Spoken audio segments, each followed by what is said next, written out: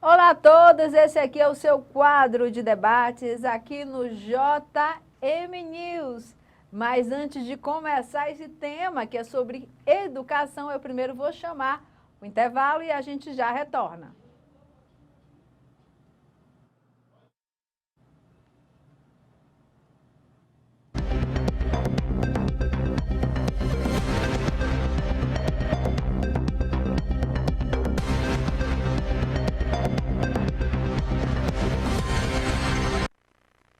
Terça, quarta e quinta-feira na telinha da CNN tem programa Povo Eleito com o pastor Marcos Alessandro, missionário Dene, louvor, palavra, oração na telinha da CNN, 9 da manhã, terça, quarta e quinta. Participe, compartilhe.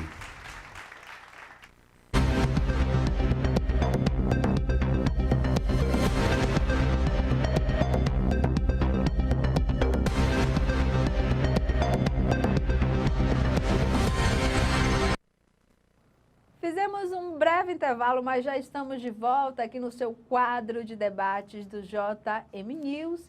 E esse tema está sempre em alta e é muito importante a gente abordá-lo aqui no nosso debate, que é sobre educação. E aqui ao meu lado eu tenho dois participantes, a professora de inglês Kiara Rabelo e o professor pedagogo Carlos Pedrosa. Sejam bem-vindos ao nosso debate aqui no JM News. Boa tarde. Boa tarde. Tá certo. Então, para começar esse debate, né, a gente vai de forma bem suave, depois a gente vai aquecendo, tá bom? A gente está tratando sobre educação no Brasil e eu gostaria de perguntar, primeiramente aqui para Kiara. Kiara, como é que você vê a educação no nosso país, né? Há muitas desigualdades ainda. A gente mora numa cidade que é diferente de outras cidades brasileiras, né, em relação à educação. Como é que você faz esse comparativo? Há uma boa educação ou ainda falta melhorar essa educação aqui no país? Olha, a gente vê ainda uma desigualdade muito grande, né? Por exemplo, eu tenho alunos de Minas Gerais, de vários lugares do país, e a gente vê realmente que ainda o estado de Goiás precisa ainda de um suporte maior, precisa estar realmente atento a estar provocando melhorias, realmente buscando essas melhorias até mesmo entre os profissionais, né? Porque a gente vê realmente que em outros estados a qualidade de ensino realmente quase que da particular e da estadual é quase que a mesma. E aqui, infelizmente, aqui no estado de Goiás, a gente ainda vê um nível de desigualdade realmente singular. Certo. Carlos Pedrosa, você concorda com a Kiara? Porque você trabalha na rede municipal, né? Eu fui da rede pública estadual. Rede pública estadual, Sim. Né? Enfim, ela trabalha diretamente para a rede particular. Sim. Você percebe diferenças, desigualdades de ensino e também de uma rede para outra? Muito, porque o professor no estado, a última coisa que ele faz é ser professor. Ele é pai, ele é mãe, ele é psicólogo, ele é assistente social, ele é conselheiro tutelar, às vezes faz até trabalho de polícia. A última coisa que ele vai ter é tempo para ser professor. A nossa escola é uma coisa antagônica. No estado, a educação é ineficiente. Porém, nós temos os melhores professores no estado, porque eles têm uma energia, um poder muito forte, que é o amor pela educação. Isso gera transformação e milagre nos alunos. Porém, o sistema e a própria organização governamental, quer seja estadual, municipal, estadual, faz prejudicar o professor. Porque quando você está num gabinete com ar-condicionado, cafezinho, chá, shake para emagrecer, você cria o perfil do aluno ideal. Mas lá na ponta, na sala de aula, você tem um aluno real, que é totalmente diferente do que se faz dentro dos gabinetes. Kiara, você que lida diariamente com os seus alunos, você percebe, digamos que, como, se tratando de uma rede particular, né? A gente percebe que tem essa diferença, não tem como a gente negar de uma rede particular para uma rede pública, né? Você percebe uma certa desigualdade? Tipo, a rede particular muito mais elitizada, muito mais capacitada, muito mais profissional, com alunos mais amparados, digamos assim, do que uma rede, digamos, pública? Sim, inclusive nós vemos isso muito, por exemplo, em relação à pandemia. né? Nós tivemos aí as escolas particulares, elas logo iniciaram as aulas com um nível de cobrança, inclusive, extremo dos professores. Pode ver que a escola pública, ela demorou realmente a começar as atividades, então houve um prejuízo aí para os alunos dessas redes, entendeu? E até mesmo a questão de, por exemplo, a escola que eu trabalho tem auxílio para crianças que têm deficiência, como pessoas de TEA, TOD, TDAH. Então, assim, então você vê realmente um suporte, né, em estar auxiliando os alunos a estarem crescendo nesse processo, mesmo com todas as dificuldades. E, infelizmente, a gente sabe que na escola estadual não estamos adquirindo o que precisamos realmente, né, para burlar essa diferença, ou pelo menos para acabar com ela, diminuir um pouquinho.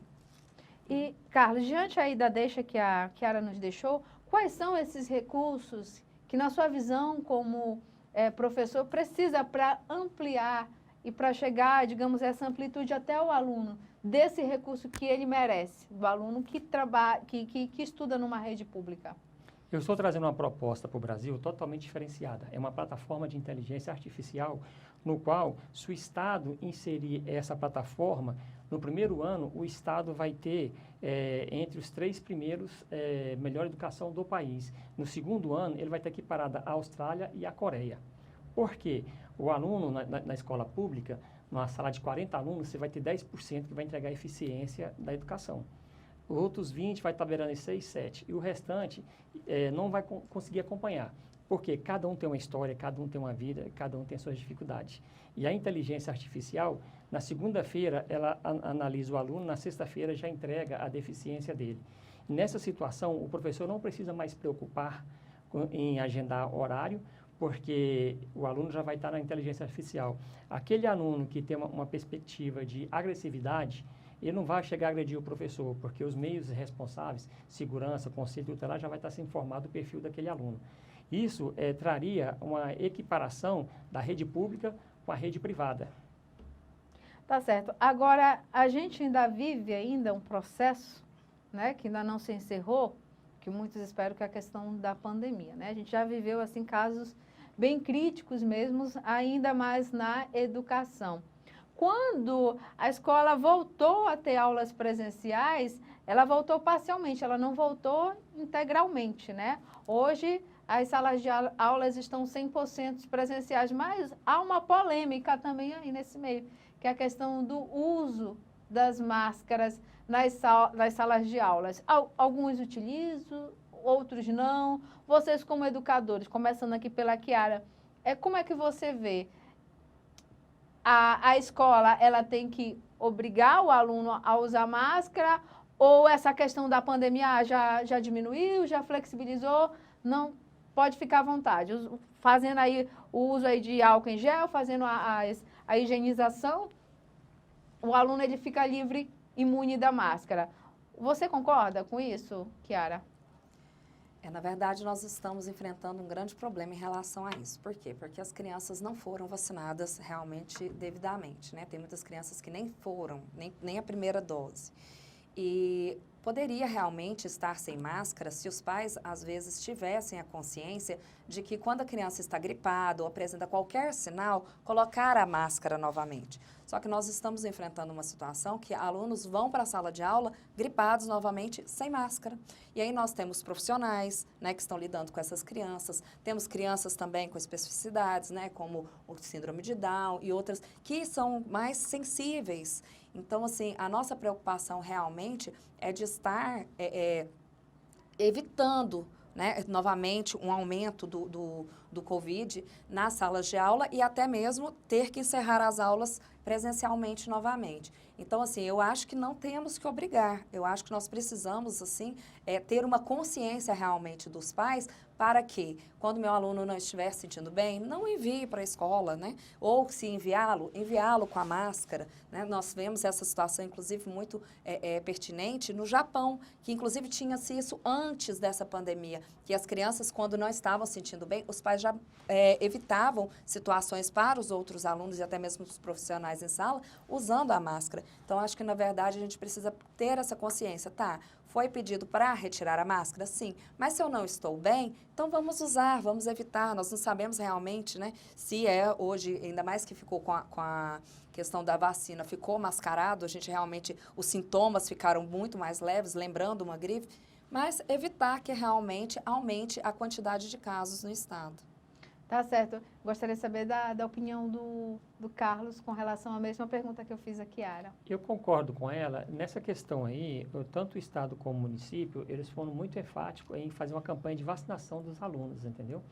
Então, a sua grande maioria da rede pública, os alunos estão vacinados e também tem essa questão que a professora fala, da questão, mesmo estando vacinado, ele pode pegar e contaminar outras pessoas, e se ele está gripado sem a máscara, ele vai acabar passando, entendeu? Mas na rede pública, tanto municipal como estadual, eles fizeram uma grande campanha e conseguiram vacinar uma grande quantidade de alunos. Então, ao seu ver, já não é tão necessário o uso da máscara, pelo que eu entendi? Não, ou é? eu sou favorável ao uso da máscara. No primeiro momento, eu fui contra a volta da aula, porque o professor está em sala de aula, ele trabalha 10 horas por dia. Se ele dorme pouco, o organismo está fragilizado. Se o organismo está fragilizado, a imunidade está baixa. A chance dele pegar a Covid é muito grande, tanto é que a estatística de professor que morreu com a Covid é muito alta. Tá certo. Esse tema do debate só está começando, a gente vai para um breve intervalo e a gente já retorna. Respirar um pouquinho.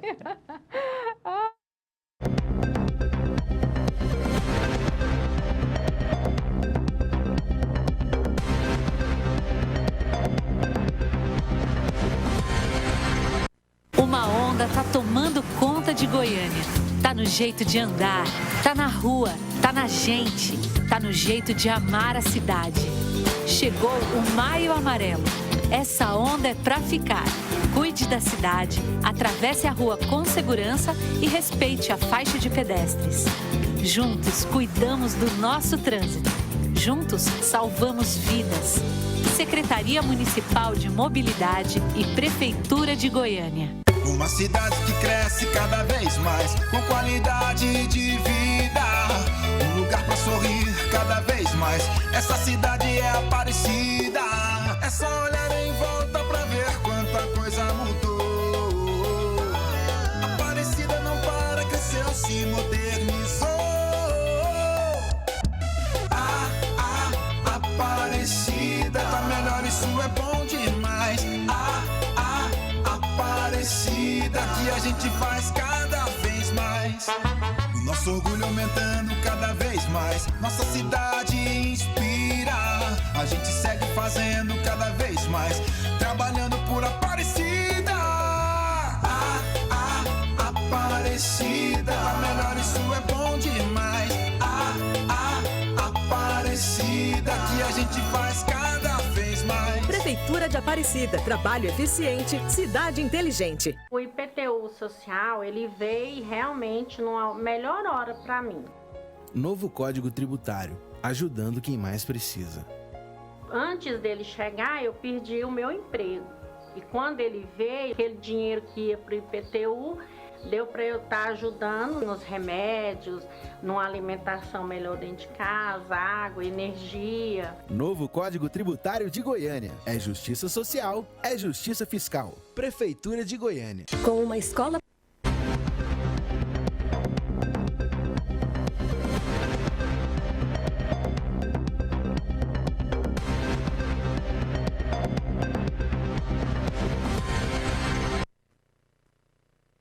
De volta aqui no seu quadro de debates da JM News e vamos direto ao debate. Porque eu gostaria de saber, na verdade eu não, o público de casa, os alunos gostariam muito de saber, principalmente os pais de alunos, sobre essa questão que muito se fala, muito se discute, né? Alguns dizem que há doutrinação nas escolas, outros falam que não há, que a escola tem um partido ou que ela é apartidária, enfim. Kiara, existe escola que doutrina o aluno ainda na nossa sociedade ou isso não existe? Qual é o seu parecer a respeito disso? Bem, nas escolas particulares é um tanto quanto complicado isso acontecer, porque você pensa, ele falou que houve inclusive vacinação, um processo em que eles puderam falar para os alunos vacinarem em massa. Nós não podemos fazer isso, entendeu? A gente não pôde, na verdade, nem perguntar para o aluno ou para os pais se houve essa vacinação ou não. Agora, você imagina como que nós podemos lidar com essa questão partidária dentro da escola. Nós não podemos. Então, como que nós trabalhamos? Nós trabalhamos a questão de valores, né? O que é que você precisa realmente saber, a sua questão de consciência crítica, de você estar realmente questionando se isso é legal, se isso não é legal para o país, se não é legal para a sociedade, entendeu? Mas nós não temos essa abertura realmente de poder estar lidando isso. Por quê? Porque realmente esse âmbito é totalmente proibido para a escola. Então, não faz sentido ter essa discussão dentro de uma sala de aula? Às vezes, nós podemos ter a discussão de valores, entendeu? Por exemplo, você acha que as escolas, as faculdades federais, elas sendo privatizadas, vai ser ruim ou vai ser bom? Algumas decisões que os partidos podem estar tomando, e nós vamos perguntar, a Enel, ela tendo sido privatizada, ou foi bom ou não foi, entendeu? Nós podemos questionar essas ações com os alunos, mas nunca falar em si sobre esse tipo de ação. Sobre um determinado Não, aí partido, não pode. ideologia. Sim. Agora, Carlos, você como professor da rede de ensino, né? Sim. Público, faz sentido ter essas discussões de ideologias, de partidos nas salas de aulas? Porque a gente vê muitos alunos aí que defendem, né? Ah, eu sou partido tal, eu sou partido X, né? E, querendo ou não, a gente vê essa discussão no meio, que acaba nos rodeando, nos envolvem. E, ao seu ver, é necessário? Eu sou favorável da seguinte forma. No tempo dos nossos pais, dos nossos avós e na época dos militares, tinha uma matéria chamada OSPB. Cada pessoa sabia o que fazia um presidente, o que fazia um governador, o que fazia um vereador, e era um pessoal mais politizado. Quando eu falo politizado, não é pessoa partidária, é pessoa politizada que sabe que cada um tem o seu papel, entendeu? Esse negócio de colocar o debate político partidário, eu sou contra. Eu sou favorável a essa questão de conhecer, para você ter uma ideia, na época dos militarismos, tinha os grêmios estudantis, os alunos eram muito politizados. Então, era muito difícil você conseguir voto dos alunos se você não tivesse proposta, se você não tivesse projeto. Hoje, as pessoas não sabem o que um vereador faz, o que um presidente faz. Então, eu sou favorável que volte a matéria OSPB para a grade curricular. No caso, a matéria, mas não a questão de defender tal partido, tal ideologia. Se você traz essa matéria, o aluno começa a ter consciência da política e não de partido. E aí, aquele partido que vai de encontro ao desejo do aluno, aí ele se identifica com um partido. Não você doutrinar um partido dentro da escola. Isso é inconcebível. Isso é até antidemocrático. Se você vai botar a goela abaixo, determinado partido, partido A ou partido B. Deixa o eleitor escolher. Se a sua proposta é boa, você convence. Agora, como moldar, ou, na verdade, fazer o aluno enxergar dessa forma? Porque a gente vive um mundo totalmente polarizado, né? Sobre a questão da política. Você citou o aluno de antes, né? Sim. Que ele tinha essa forma de pensar. Sim. Hoje, não. Às vezes, ele não estuda determinado caso, mas eu sou isso, ou eu sou aquilo. Que maneiras, que recursos deveria ter para, digamos, fazer esse aluno pensar? Não, eu vou estudar política, eu vou pensar em política, em vez de ficar debatendo um tema que talvez eu não sei direito esse tema. A maioria dos jovens, ou nós da sociedade, fala que a política é uma coisa nojenta. Então, se a gente não se posiciona, nós vamos ser governados pelos nojentos, pelos corruptos, os desviadores de verba pública, né? Então, eles precisam ter essa matéria, porque ela vai conhecer. Uma proposta interessante também seria uma educação financeira ligada a finanças públicas, porque aí o aluno vai saber para onde que vai o dinheiro dele. E vou te falar, jovem faz a diferença. Kiara, vale a pena inserir uma matéria como essa, né, citada aqui pelo Carlos, né, que outrora houve, né, no passado, nas escolas, nas instituições, sejam elas privadas ou não, para fazer o aluno pensar de forma crítica em relação à política e não só debater um assunto que muitas das vezes ele não sabe, digamos, né, Não estou julgando aqui, tá, gente? É porque essa questão de política, né, de polarização é muito complicada. Às vezes os pais, os professores, cada um tem a sua forma de pensar. E o aluno, é como religião. Né? E às vezes se diz que a religião não se discute, política não se discute, mas outros dizem, discute sim. Mas como é que você vê essa questão? Você acha benéfico introduzir uma disciplina para fazer o aluno pensar dessa forma? Porque hoje está muito polarizado o mundo. Hoje você vai falar de política, as pessoas acabam entrando em guerra. Ah, eu sou de direita, ah, eu sou de esquerda. Ninguém chega, não define nada. Há guerras em vez de discutir o assunto. Pode falar. Eu acho realmente muito necessário. Inclusive, houve, né, uma reforma agora no ensino médio em que houve muitas mudanças. Poderia realmente ter sido colocado, né, novamente o SPB nas escolas, a educação financeira, até mesmo a questão de estar trabalhando a parte emocional do aluno, que ficou muito afetada em relação à pandemia. E a gente vê realmente, por exemplo, nos Estados Unidos, eles pegam e procuram justamente isso, colocar para o aluno, se ele vai para a área de exatas, então ele vai aprofundar naquele conteúdo. E por que não estar colocando realmente um conteúdo que vai ser para a vida toda? E eu concordo, porque, por exemplo, o aluno fala assim, a política é horrível. Pera lá, vamos lembrar, a política é lindo. Na verdade, o que os políticos fizeram, a corrupção que é horrível, entendeu? Eles nem sabem separar realmente uma ação da outra. E concordo, hoje, por exemplo, os grêmios praticamente estão nas faculdades. Nós temos aí na UFG, praticamente, quem vai para a federal, eles têm esse estudo, eles têm essa consciência política. Os outros alunos, eles são totalmente alheios. Né? Então, realmente, ele precisa haver essa reformulação na educação, mas realmente preocupando com conteúdos que o adolescente, ele vai usar realmente para ter uma melhor consciência e uma melhor vida na sua vida adulta. Então, é isso aí, né? Porque é complicado, né? Citando uma instituição para outra, muitas das vezes privada, muitas das vezes pública, mas assim, a situação é fazer o aluno compreender isso, que muitas das vezes é difícil, principalmente quando ele já tem um pensamento já fixo na mente, não é mesmo, Carlos? Pegando o gancho dela, só para você ter uma ideia, quando o aluno ele é muito bem informado politicamente, aumenta o sarrafo dele em qualidade. Você olha, uns anos atrás, a qualidade das músicas, as qualidades das peças teatrais, as qualidades dos filmes. Ele começa a ser uma pessoa mais crítica, começa a ser uma pessoa mais ela cobra mais, entendeu? Mais qualidade. E quando fica na situação que você fica alheia, ela não sabe o que ela faz, ela vai pela onda, Se está tudo para cá, vai todo mundo para cá. Se está tudo para cá, vai todo mundo para cá. E essa polarização é interessante dos dois lados, o pior e o menos ruim, porque não deixa ter outras opções crescerem. Então, quando tem essa conscientização política do aluno, primeiro os pais não gostam, mas se os pais lembrarem, eles fizeram a aula de USPB. E eram muito mais conscientes politicamente que os filhos deles hoje em dia. Tá certo. Só gostaria de perguntar aqui, tá tudo certo aqui no nosso debate? Falta tudo certo, né, diretor? Vamos seguindo aqui com o nosso debate. E o que falta? Eu acho que essa é uma pergunta bem comum, mas eu acho muito importante fazê-la, né?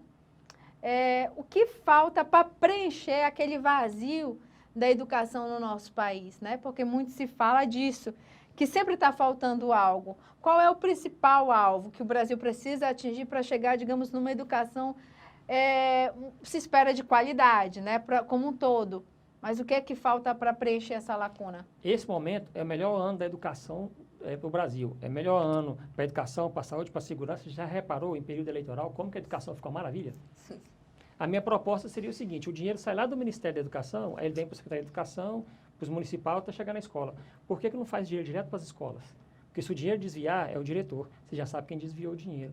Essa é uma forma. Segundo, as pessoas que estão no poder, deixar quem tem um amor por aquilo que faz, fazer, que vai dar certo. É só não atrapalhar. Você concorda, Kiara? Concordo. Realmente eu acho que falta a parte financeira e eu acho que falta até mesmo estímulo para os professores. Então, assim, a gente vê hoje um salário bem defasado em relação aos professores, vê que os professores realmente têm sido desestimulados a esse fator. E acho que essa questão também da falta de suporte em relação à questão de material, de pessoas para estar assessorando. Por quê? Porque o professor ele vem estar muito doente. Inclusive, depois da pandemia, quando foi se exigido praticamente, de um dia para o outro, que ele virasse um youtuber. Né? Que ele conseguisse mexer em plataformas, mexer na internet, como ele não conseguia. Então, assim, ele ainda está se reestruturando desse processo.